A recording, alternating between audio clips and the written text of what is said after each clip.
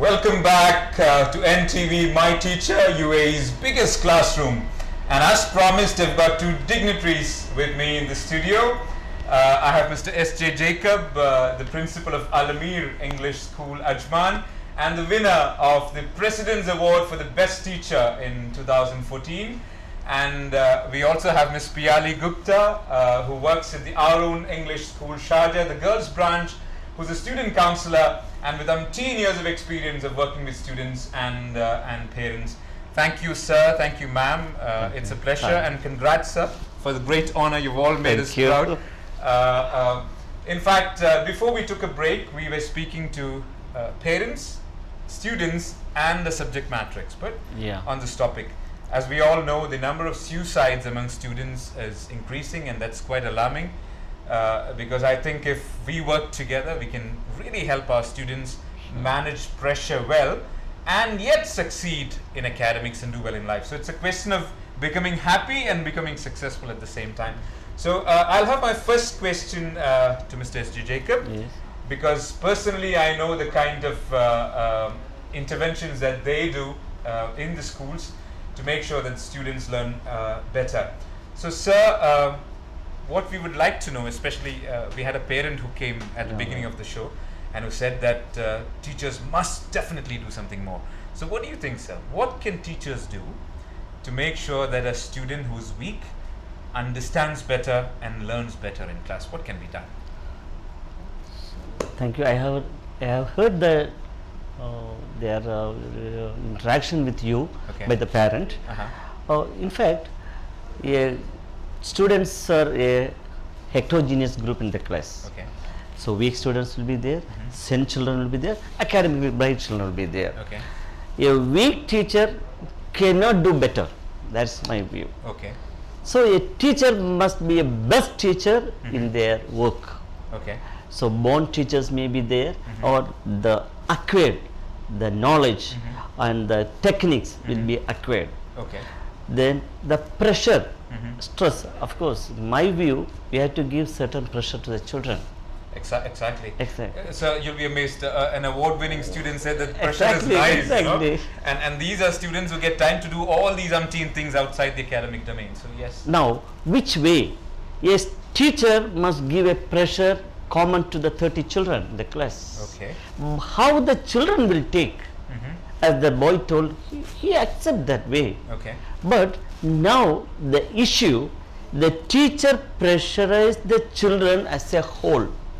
But my advice to my teachers, you just understand the children.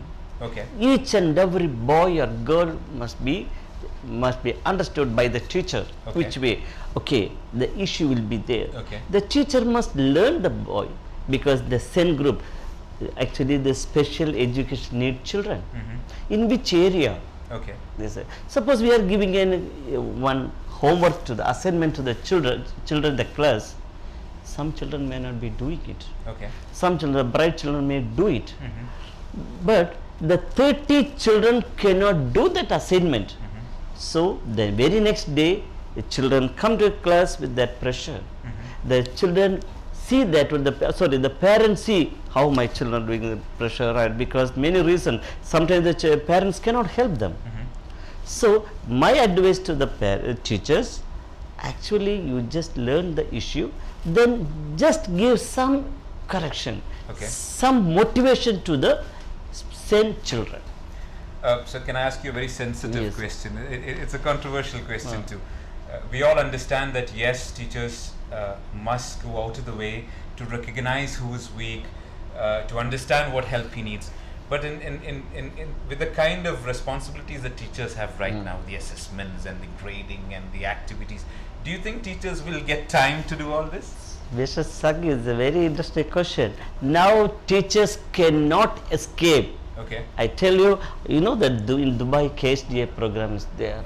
Now it has been to Northern Emirates, SSC, School Self-Evaluation. So it's a tremendous job, and we are getting sleepless nights, even principal and teachers.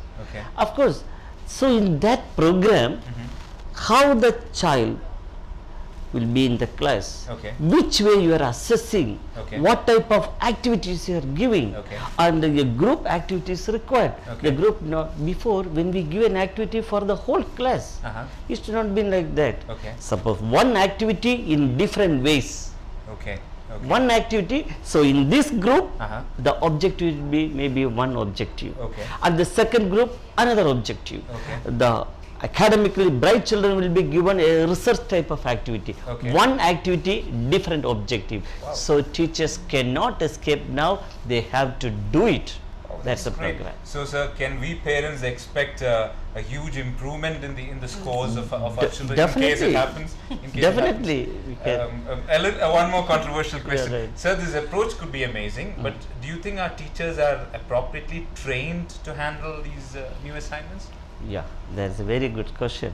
Actually, teachers also, among teachers, send teachers are there. Okay. Especially education need is required for among teachers also, I have to That's say. interesting. Okay. And we principal have been called for a training, 5 days workshop. Okay. And now we are teaching our supervisors and department heads, Okay. and then department heads will train our teachers. True. I think if I summarize sir's answer, basically every teacher should not have the same approach towards the 35 odd Yes. students that he or she has in class. I think the teacher's challenge is to see who's weak, who is strong, and who requires extra support, and then to find time somehow to make sure that the extra support is provided, of course with the support of the parents and the rest of the community as well. Thank you, sir. I'll come back to you with another controversial question, of course. Let's ask ma'am here. Ma'am, you might have met in your so many years of experience that you have in India and here, you might have seen a lot of cases where, like a rubber band, students were snapping. So when we spoke to the subject matter expert, she said, well, parents are not doing a good job in motivating their children. So how can you motivate? I don't have anything against these languages or these subjects, but I'm saying, how can you motivate someone to learn Hindi grammar or trigonometry when the child knows that he's not going to use it probably? So what do you advise? See, before even I begin talking about motivation, I would like to tell you that, you know, all these things that we are talking about, pressure and stress, I think some of it comes from how we are being brought to face it. Okay. Let's say if I am faced with an issue, let's say it's a subject matter issue, Okay. then are we teaching our children on fighting it, flying, or wanting to avoid it? Or are we telling our children that, okay, let's face it, let's see what is the problem, let's tackle it and break it up into pieces, break it up into parts, and let's just tackle it. Are we doing that, or we are telling our children, okay, let's forget about it, keep it for the last minute? I think that's where the motivation part comes. Also, I've always been clear on this. I think most of our problems get solved when we start communicating. So parents are the main area where the children would like to confide, communicate. So if our parents are regularly talking to their children, then it becomes very easy for a parent to identify what are the issues that are troubling the child. Very good point. At times what happens, and especially in UAE, when I'm working, I see that both parents are working. So it's difficult for them to be coming home and, talking to them or giving time. I would suggest that why don't you all give your children quality time, have one meal together.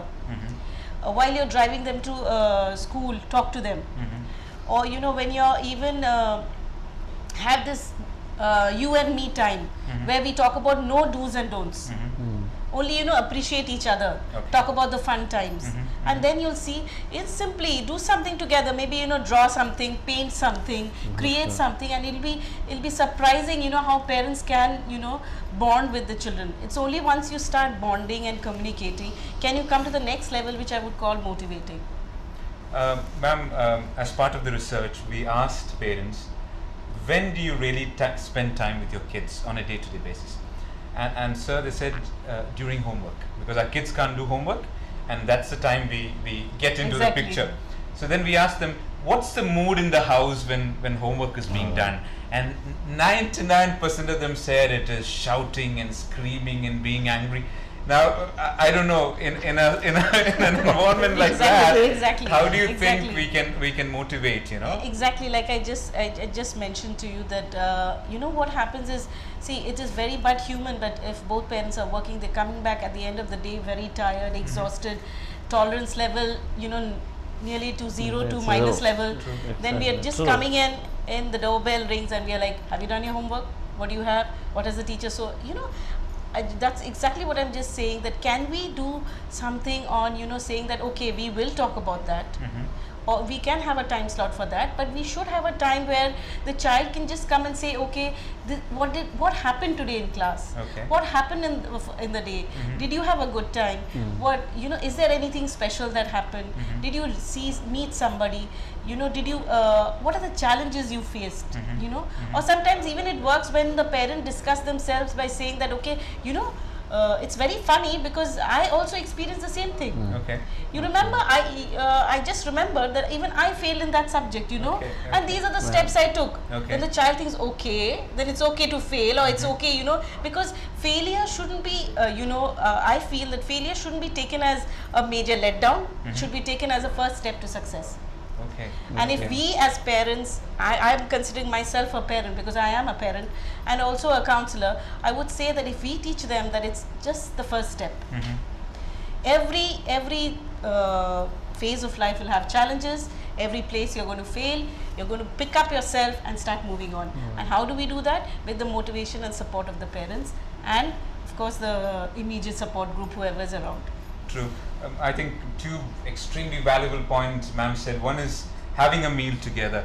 There's research, parents please know, there's research that says families that dine together, at least one meal together, of course without the TV playing in the background or without the kids on the smartphones, there's a huge difference in the performance of these students over time.